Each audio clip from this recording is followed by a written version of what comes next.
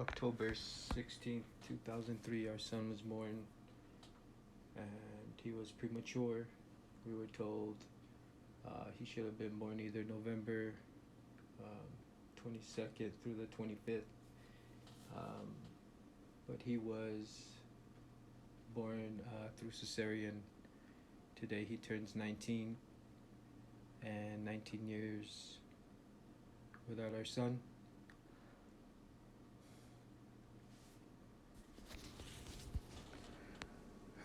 Happy birthday, mijo, from us. We love you. We miss you.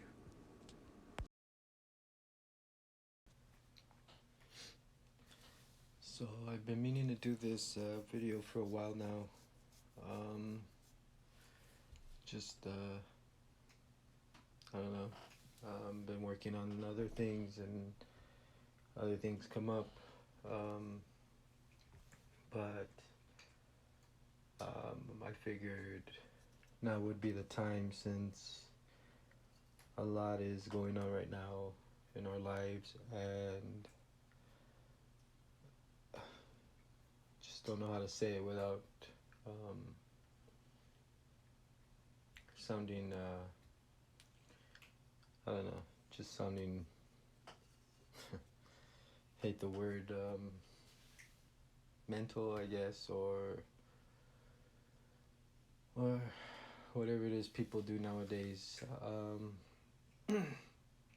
But this video will be to kind of explain everything that's happened, everything that's gone in this whole case, the wrongful conviction of my wife, our son being taken away, just so many things that I found that don't make sense. If I'm pretty sure a lot of people, we say, didn't do it, innocent, stuff like that, and a lot of people don't believe. But in this case, if I tell it right, if you listen, and if I put it together the way I see it, maybe you'll do the same, and you'll see exactly what I'm seeing, and maybe somebody out there can help, or maybe somebody, I don't know, just hear our story, and maybe you can help somebody else. Wrongful convictions do happen. In this case, it was just, everything was wrong. The city I live in, El Paso, Texas, is just, in my heart, and after what's happened with us, is a corrupt city. Most might disagree, and some might agree. But yeah, let me get started on showing you everything I found, and everything that I believe is wrong. And if you have any comments, or you think I'm wrong about something, you can leave comments. If not, then I hope you just listen. Okay, so October 16, 2003, our son was born. Just like you go to a doctor's appointment, they tell you it's time. We headed out, went to Sierra Medical. That's where our son was going to be born.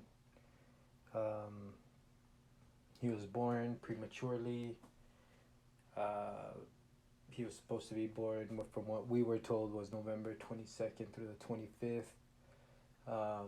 So he stayed in the NICU at Sierra for 3 weeks and a few days.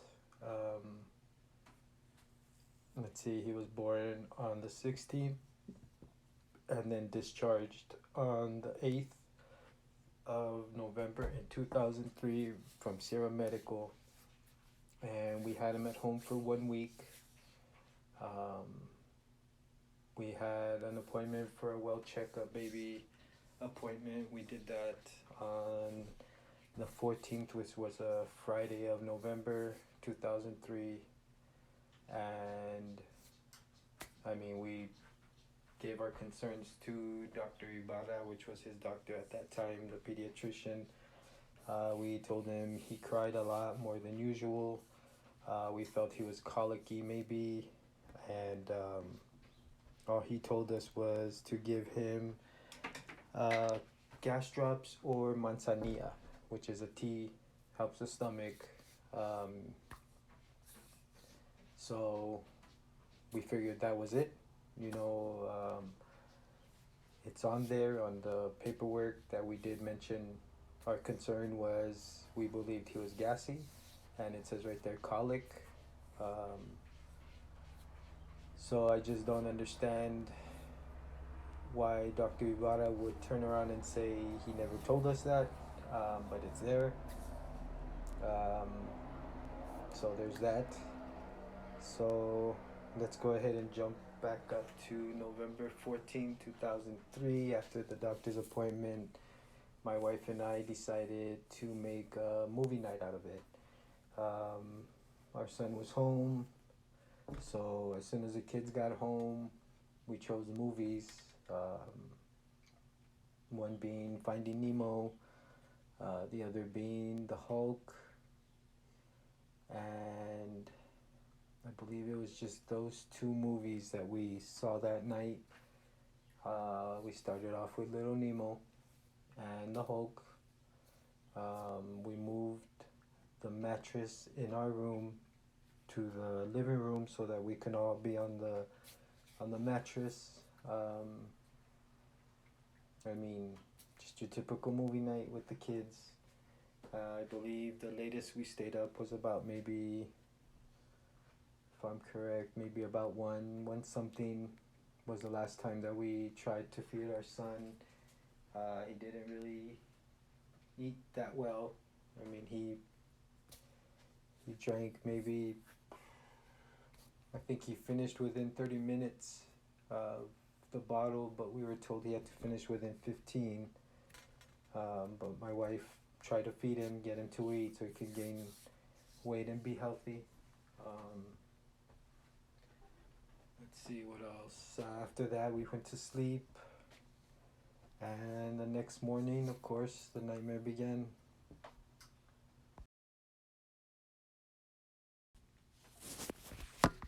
So now we're at the 15th of November 2003.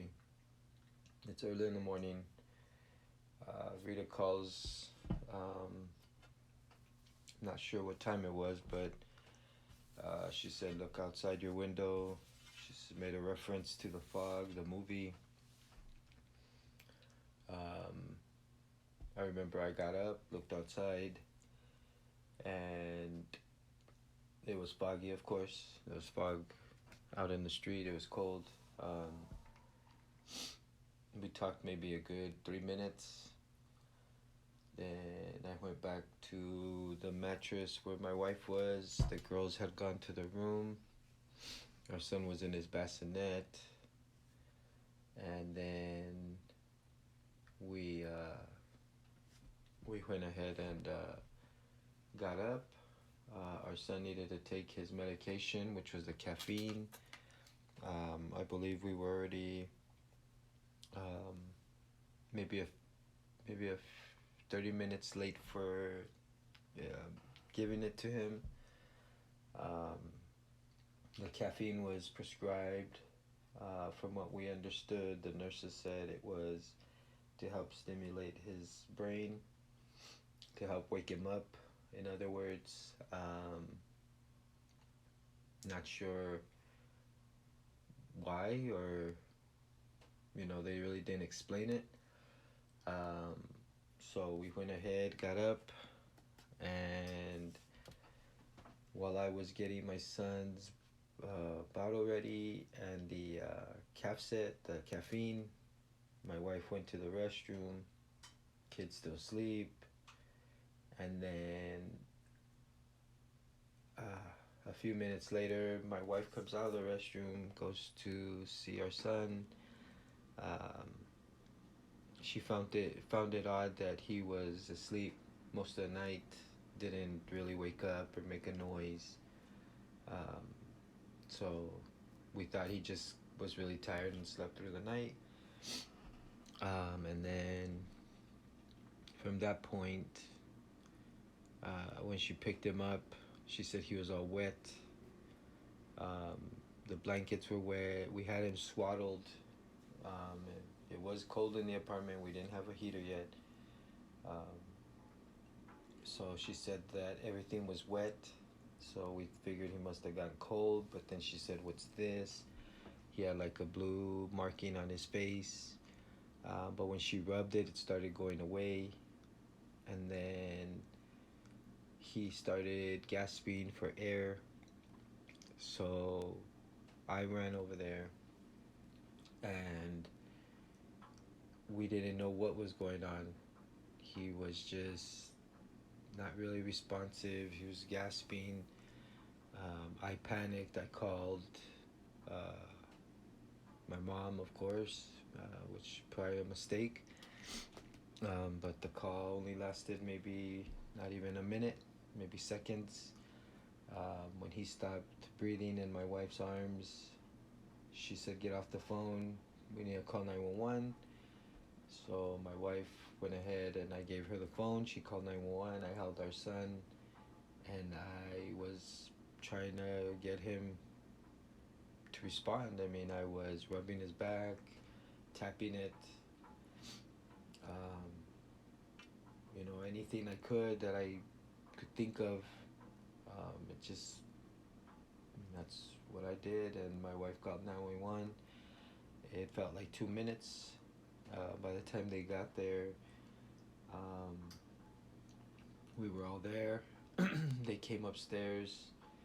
We were about to go take our son, and one of the, I guess, paramedics, the main one came up, grabbed our son from my wife's hands, and then he unwrapped our son, laid him on the couch, then unwrapped our son, and I guess he checked him head to toe. Um, then he wrapped him up again, and they went downstairs. My wife was with them inside the ambulance. She said that the police officer by the name of Officer Jones, he had asked if it was abuse, and the firefighter or the paramedic told him no. So he said, "We have to go." My wife rode along with them. I followed in the car with my mom and the kids. We got to ER. Um, we were in the ER, and me and my wife are in the middle of an emergency room trying to figure out what had happened with our son. And they told us it was either hyperthermia or pneumonia. Um, there was just doctors all over the place, nurses telling us everything was going to be okay.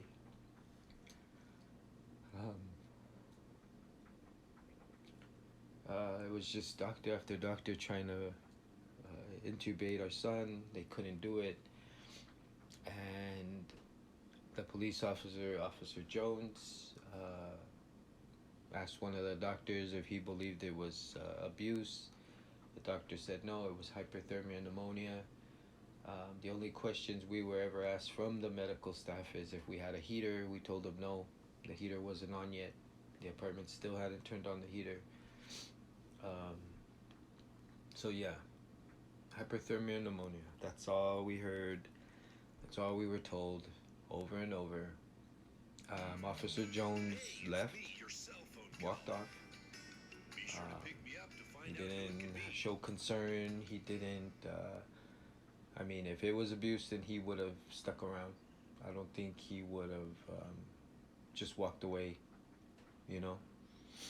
So, yeah, he left. So then they got our son stable. We got moved to a room. We're there with our son at Providence Hospital. We were there for, let's see, the 15th, 16th, 17th, and then the 18th is when the rest of the nightmare would come together. Um, yep, and that we will get into um, shortly.